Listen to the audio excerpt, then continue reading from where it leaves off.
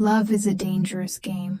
It can make you feel alive, or destroy you completely. Sometimes it starts with a single glance, a quiet exchange of words, a spark that refuses to die. And before you know it, that spark becomes fire, one you can't put out even if you tried. That's what happened to me. I never meant to fall in love with her. But the moment I met Lindsey Carter, every part of me began to change. And no matter how hard I tried to keep my heart safe, she found a way to capture it anyway. The elevator doors slid open with a soft chime. I stepped out, clutching my bag, nervous but composed. It was my first day at Carter & Vale Architects, and I was determined to make a good impression. Then I saw her. Lindsey Carter, co-founder, creative director, and rumored perfectionist. She stood by the glass window looking out at the city skyline. The morning light framed her perfectly confident, untouchable, almost intimidating. When she turned, her eyes met mine. "You must be Winona Gray," she said, her tone calm but edged with authority. "Our new project manager." "Yes, ma'am," I replied, my voice slightly shaking. Her lips curved into a faint smirk. "No need for ma'am. Just Lindsey will do." And just like that, my world tilted. The next morning, the office was unusually quiet. The city outside buzzed with life, but inside, it was just the soft hum of computers and the scent of fresh coffee. When I sat down at my desk, something caught my attention. A single red rose lay on top of my keyboard. No card, no note, just a perfect flower wrapped in silence.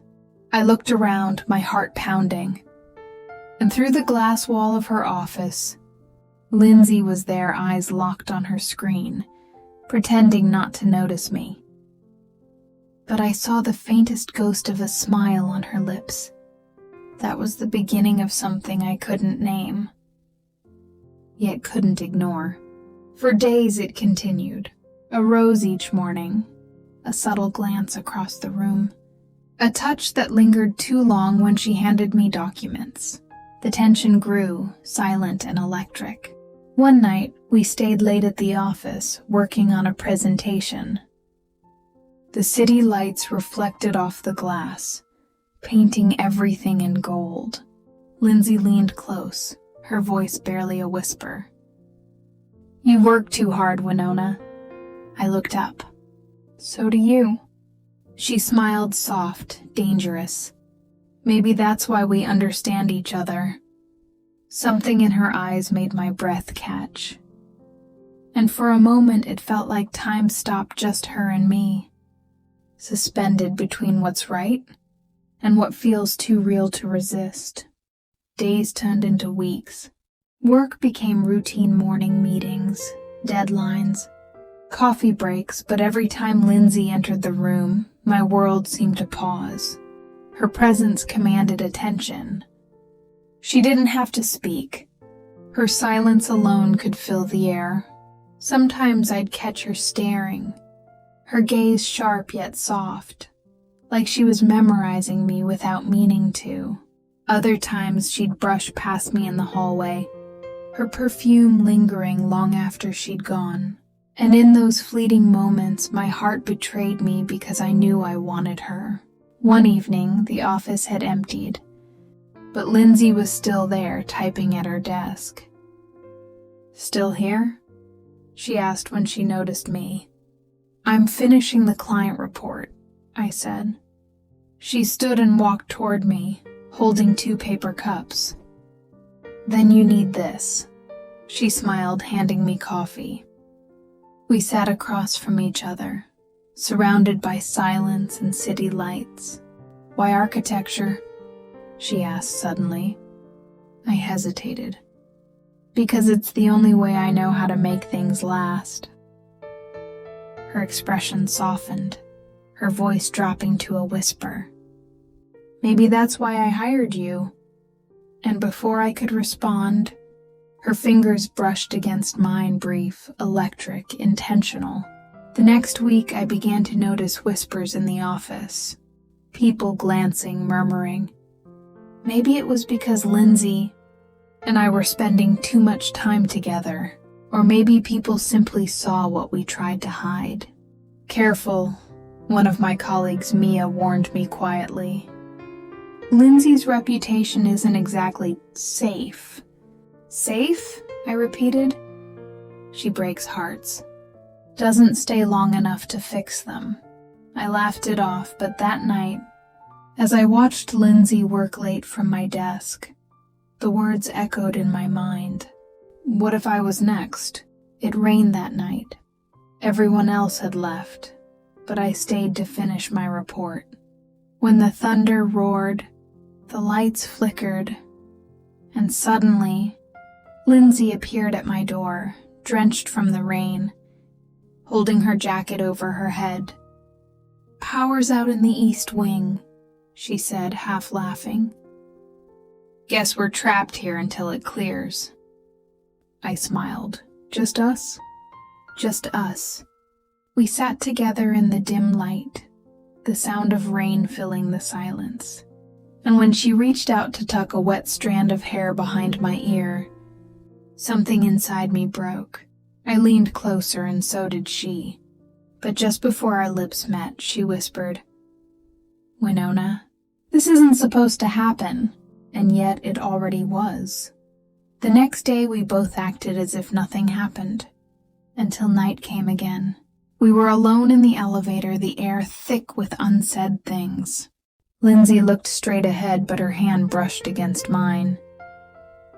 Neither of us pulled away. When the doors opened, I followed her into her office, and without another word she kissed me. It was soft at first, hesitant, testing, then deeper, fiercer, like years of restraint breaking all at once. When she pulled back, her eyes trembled. "This is wrong," she whispered. "Then why does it feel right?" I answered. Her silence said everything. The morning after, she avoided me. Meetings felt colder, conversations shorter, but the memory of that kiss haunted us both. Late one night, she sent a message. "Stop looking at me like that." I replied, "Then stop giving me reasons to." No answer came, but the next morning, there was another red rose on my desk. We tried to keep our distance, failed miserably. Every stolen glance became a promise. Every late-night project became an excuse. Then one evening she said, "If anyone finds out about this, it could destroy everything we've worked for." I met her eyes and whispered, "Then tell me it's not real." She couldn't. Instead, she cupped my face, her voice shaking. "I wish I didn't feel this way about you, Winona." I smiled through the ache. "But you do." And for the first time, she didn't deny it. For the next few weeks, Lindsey and I acted like strangers.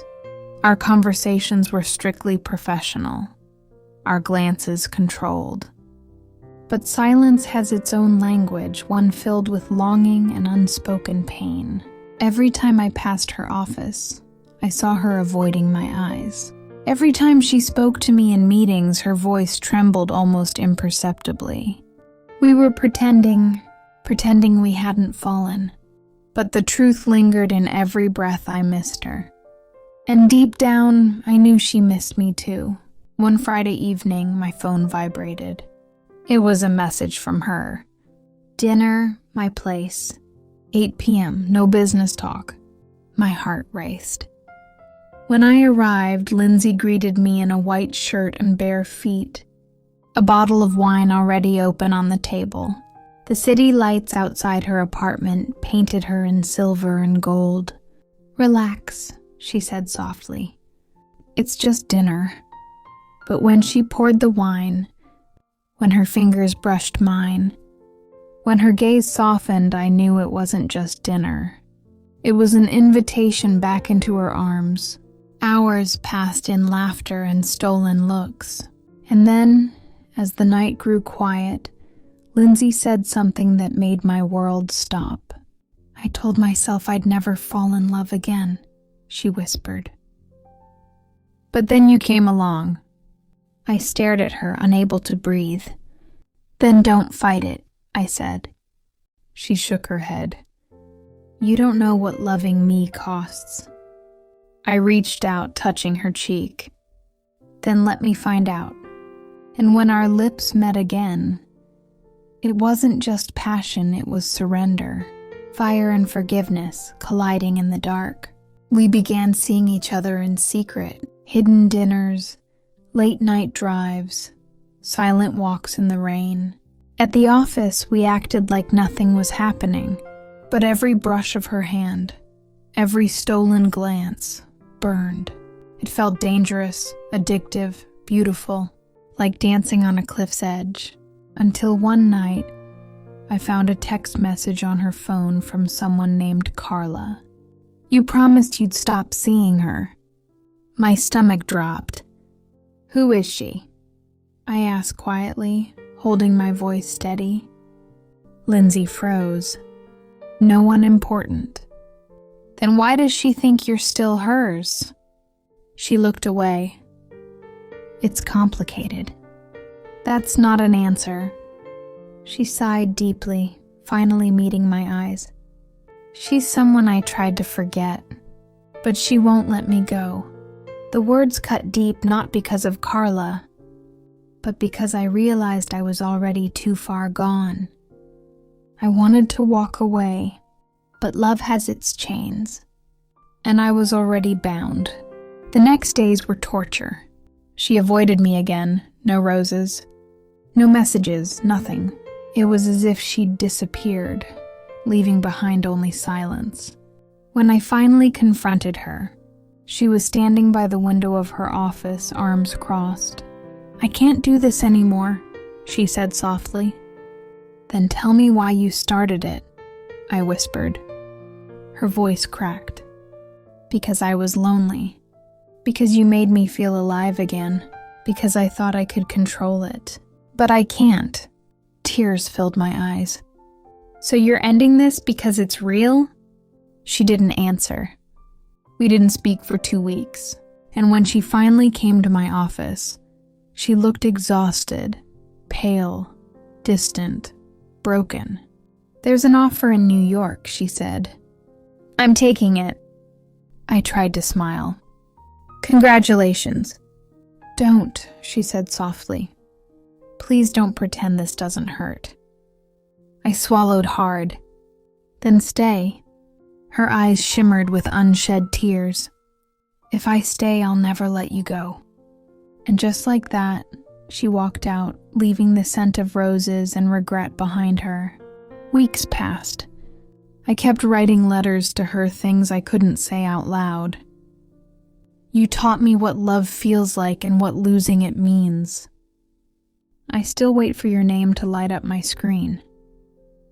I hate you for leaving, but I love you for staying long enough to ruin me." I never sent them.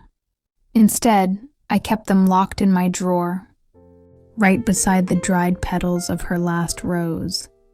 Months later, on a rainy morning, I found a familiar red rose on my desk again.